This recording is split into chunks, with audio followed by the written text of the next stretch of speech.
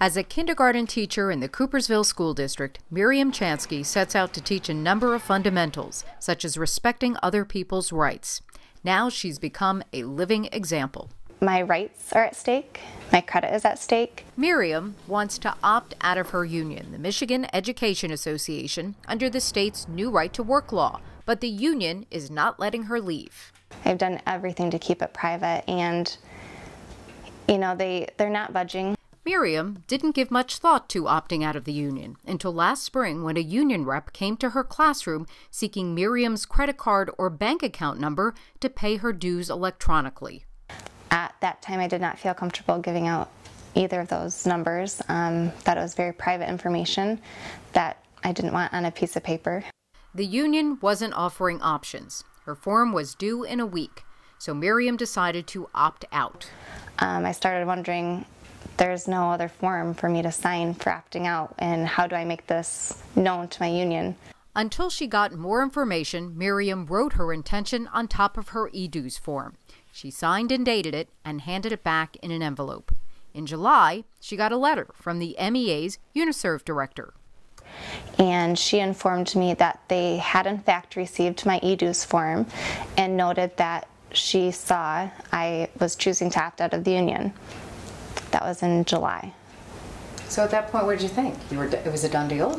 I did, however, she went on to say in the letter this was not all that had to happen. There was more to the process. Miriam called the UniServe director but was told she was out. She didn't hear anything from the union until September, when the local's president asked Miriam if she had sent a letter in August stating her intent to opt out.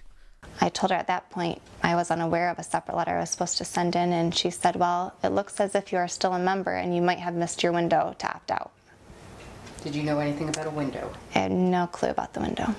Miriam says she attended all union meetings last spring, but there was never any mention of this August window. This is a time period that the union has kept hidden from its members, during which the union says if you don't resign during this time period, we presume that you meant to stay with us, and therefore we were counting on you and we should get your money for that entire full year. In September, an MEA administrator told Miriam unpaid dues would be sent to a collections agency, and the non-payment would affect her credit rating. I am a 24-year-old woman. Who knows what I'm going to be doing someday? I mean, buying a house someday. My credit is very personal to me, and it's something that I take pride in. When Miriam asked for her e-dues form back, the union could only produce a copy.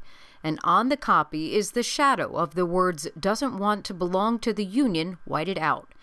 Miriam has asked the Mackinac Center's Legal Foundation to file an unfair labor practice against the MEA on her behalf. I definitely think that there is information withheld from us, and I think it was withheld for the reason of keeping members, and keeping members against their will in some circumstances like my own.